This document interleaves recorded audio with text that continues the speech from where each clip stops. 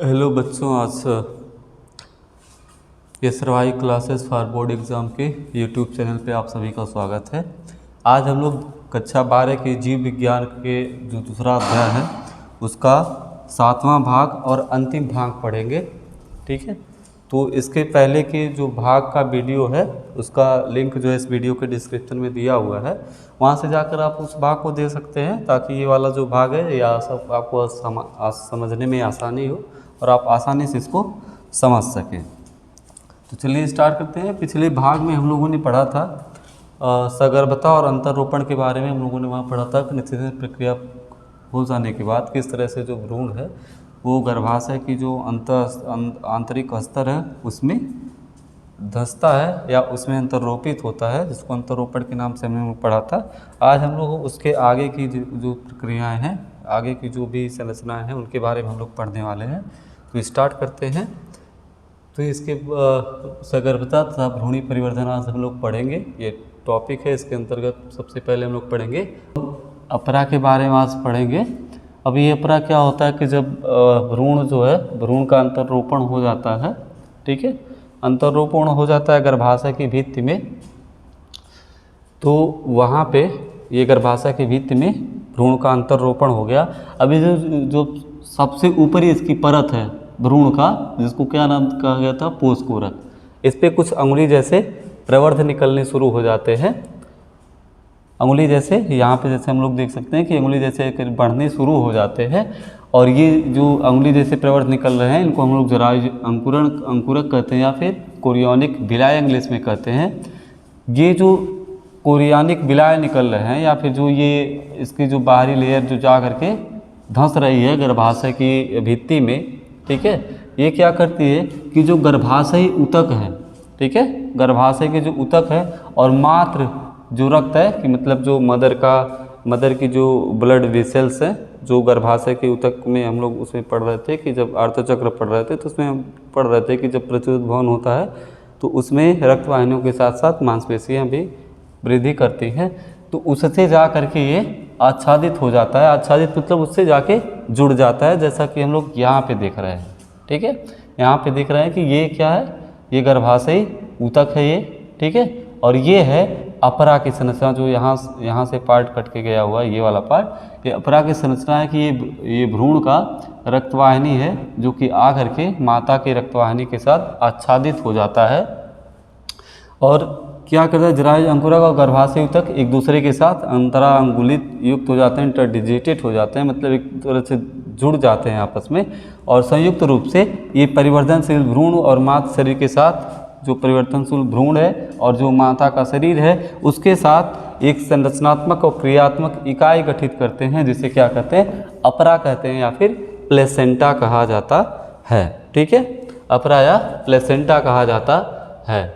अब लोग पढ़ते हैं कि अपरा के कार्य क्या है। तो अपरा का कार्य ये है कि माता और भ्रूण के मध्य ये एक मतलब कनेक्शन है, ठीक है, कि जो भी चीज़ें, जो भी वेस्ट पदार्थ हैं जो भ्रूण के अंदर निकलने वाली हैं उनका निष्कासन भी इसी अपरा के द्वारा ही होगा, और जो भी पदार्थ हैं जो माता से बच्चे के परिवर्धन के लिए आवश्यक है वो माता के शरीर से इसी अपरा के द्वारा उस बच्चे को मिल जाते हैं। तो इसका सबसे पहला काम है कि भ्रूण को ऑक्सीजन देना।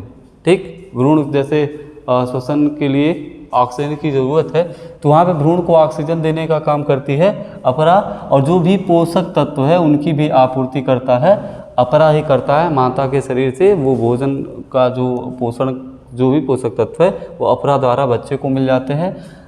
अगला काम इसका कार्बन डाइऑक्साइड और भ्रूण द्वारा जितने भी उत्पन्न अवशिष्ट पदार्थ हैं उनका सबका निष्कासन। यहाँ पे जो इस भ्रूण के द्वारा जो भी कार्बन डाइऑक्साइड है या फिर जो अन्य उत्सर्जी पदार्थ है ये अपरा के द्वारा ही मातृ शरीर में चले जाते हैं, और मातृ शरीर की जो भी उत्सर्जी अंग है उनके द्वारा वो शरीर से बाहर निकल जाते हैं। तो ये इसका पहला काम हो गया, भ्रूण को ऑक्सीजन और पोषण की आपूर्ति देना एवं कार्बन डाइऑक्साइड तथा भ्रूण द्वारा उत्सर्जित जितने भी अवशिष्ट पदार्थ हैं उनको शरीर से बाहर निकालने का कार्य, पहला कार्य इसका होगा।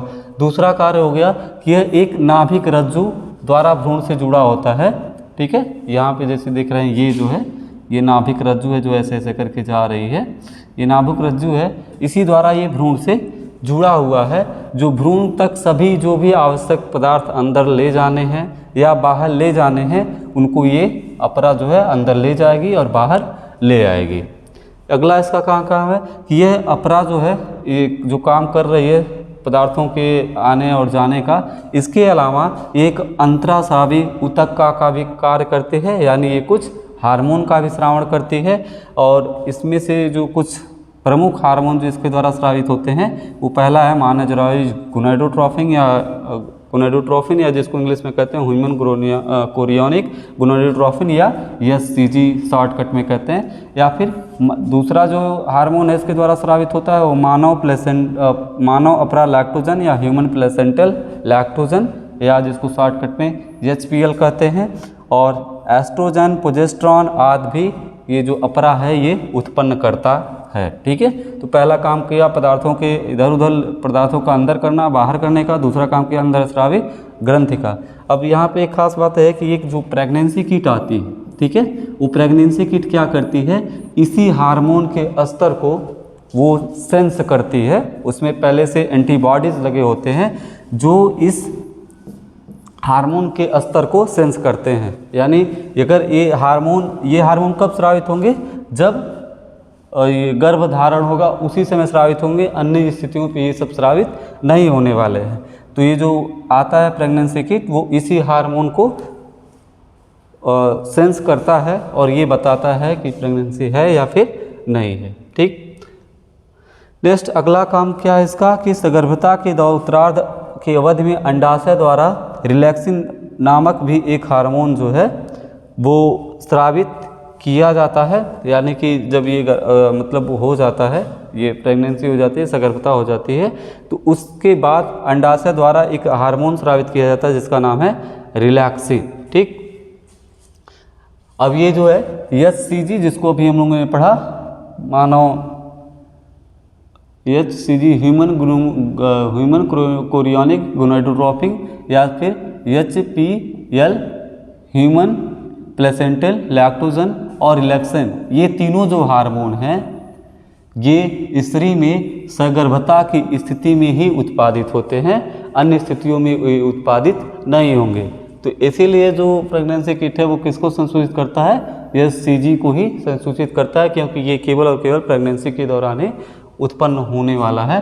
तो इसको संसूचित करता है और उससे पता चल जाता है कि प्रेगनेंसी है या फिर नहीं है। नेक्स्ट है कि इसके अलावा दूसरे हार्मोन जैसे एस्ट्रोजन हो गया, प्रोजेस्टेरॉन हो गया, कॉर्टिसोल हो गया, प्रोलैक्टिन हो गया, थायरॉक्सिन हो गया, याद की भी मात्रा जो है सगर्भता के दौरान कई गुना ब्लड में जो है बढ़ जाती है। ठीक है, बढ़ जाती है रक्त में कई गुना। इसका जो स्तर है, जो सामान्य स्तर होता है उससे कई ज़्यादा इसका स्तर जो है वो बढ़ा हुआ होता है। और इन हार्मोन के उत्पादन में जो बढ़ोतरी है वो भी भ्रूण वृद्धि, मादा की उपापचयी क्रियाओं में परिवर्तनों, असगर्भता को बनाए रखने के लिए आवश्यक होते हैं। यानी ये जो हार्मोन है जब इनका स्तर उच्च होता है तो ये भ्रूण की जो वृद्धि, आगे की वृद्धि है उसको प्रेरित करते हैं। माता की जो भी उपापचयी क्रियाएं हैं, उपाकृतियों जो भी परिवर्तन आ रहे हैं उसको भी उसके लिए भी यही उत्तरदायी है। और सगर्भता बनाए रखने के लिए भी इन हार्मोनों का स्रावण जो है आवश्यक है। अब अंतरोपण के तुरंत बाद जो है अंतरकोश का जो समूह है, ठीक है, ये अंतरकोश का जो समूह है, ठीक, अंतरकोश का समूह जो है वो बाह्य त्वचा और अंतर त्वचा नामक स्तरों में विभेदित हो जाती है। ठीक है, ये जो अंतरकोश का समूह है ये 2 लेयर बना देती है। ऊपर जो हो गया बाह्य त्वचा, इसके जस्ट नीचे अंतर त्वचा। बाह्य त्वचा को एपिडर्मिस और अंतर त्वचा को इंडोडर्मिस कहते हैं। कुछ समय बाद जब ये दोनों स्तर बन जाते हैं तो कुछ समय बाद इनके बीच में एक तीसरी स्तर भी बनती है जिसको कहा जाता है मध्यजन स्तर या मीजोडर्म कहा जाता है। ये बाह्य त्वचा और अंतर त्वचा जो भी है एपिडर्मिस और इंडोडर्मिस के बीच में, यानी ये एपिडर्मिस हो गया, ये इंडोडर्मिस हो गया, इसके बीच में ये बनती है तीसरी लेयर जिसको कहते हैं मध्यजन स्तर। ठीक है, अब यही जो तीनों स्तर हैं, बाह्य त्वचा, अंतस्थ त्वचा, मध्यजन त्वचा, यही आगे चल करके, ठीक है, शरीर में जो भी वयस्क में जो भी जितने भी अंग हैं, जितने भी ऊतक हैं, सबका निर्माण इन्हीं तीनों स्तरों के द्वारा होता है। किन्हीं कुछ विशेष अंग होते हैं जिनका निर्माण बाह्य त्वचा करता है, कुछ अंगों का निर्माण मध्यजन अस्तर करता है और कुछ का अंतस्थ त्वचा करता है। यानी यही तीनों लेयरों के द्वारा शरीर की जितनी भी संरचनाएं हैं सब बनी हुई हैं, इन्हीं तीनों लेयरों से उनकी उत्पत्ति हुई है। ठीक, अब अंतर कोशिका समूह, जो यहाँ मध्य में कोशिका ये समूह दिख रही है, अंतर कोशिका समूह में कुछ ऐसी कोशिकाएं होती हैं, ठीक है, कुछ ऐसी कोशिकाएं होती हैं जिनमें ये क्षमता होती है कि वो किसी भी ऊतक का, किसी भी अंग का निर्माण करने में सक्षम होती हैं। ठीक है, यानी जो अंतर कोशिका समूह है उसमें कुछ विशेष प्रकार की कोशिकाएं पाई जाती हैं जिनके पास यह क्षमता होती है कि वो किसी भी तरह का ऊतक बना, बॉडी में जितने भी ऊतक हैं वो किसी ऊतक को बना सकती हैं, किसी अंग को बना सकती हैं। और इन कोशिकाओं को क्या कहा जाता है? स्टेम कोशिकाएं या फिर स्टेम सेल्स कहा जाता है। ठीक है, कि अंतर कोशिका समूह में कुछ विशेष कोशिकाएं होती हैं जिनमें यह क्षमता होती है कि वे सभी अंगों एवं ऊतकों को उत्पन्न कर सकती हैं, और इन कोशिकाओं को क्या कहा जाता है? स्टेम कोशिकाएं कहा जाता है। ठीक है, अब जैसे ही मानव में जो सगर्भता की अवधि है, ठीक है, सगर्भता की अवधि की मतलब निषेचन हुआ उसके बाद बच्चे के जन्म तक की जो अवधि है उसको कहा जाता है सगर्भता अवधि या गेस्टेशन पीरियड कहा जाता है। अब ये जो अवधि होती है ये कितने दिन की होती है? 9.5 महीने की। ये अलग अलग जीवों में ये जो सगर्भता अवधि है ये अलग अलग होती है। ठीक है, तो इसको क्या कहते हैं? गेस्टेशन पीरियड कहते हैं। अब अध्ययन की सुविधा के लिए जो गेस्टेशन पीरियड है जो कितने का होता है? 9.5 महीने का, उसको भागों में बांट दिया गया है ताकि हम लोग ये समझ सकें कि नहीं पहला वाला जो भाग है, ठीक है, उसमें क्या क्या परिवर्तन होते हैं, दूसरे में, इस तरह से हम लोग उसको आसानी से समझ सकते हैं। इसको 3 तिमाही में बांटा हुआ है, प्रथम तिमाही, द्वितीय तिमाही, तृतीय तिमाही। ठीक है, प्रथम तिमाही जिसको अंग्रेजी में कहते हैं फर्स्ट ट्राइमेस्टर, द्वितीय तिमाही जिसको इंग्लिश में कहते हैं सेकंड ट्राइमेस्टर, और तीसरी तिमाही जिसको इंग्लिश में कहते हैं थर्ड ट्राइमेस्टर। अब पहले तिमाही में क्या क्या होता है कि मानव में 1 महीने की सगर्भता के बाद ही भ्रूण का क्या बन जाता है? हृदय बन जाता है। यानी भ्रूण में सबसे पहले जो अंग निर्मित होता है उसका नाम क्या है? हृदय।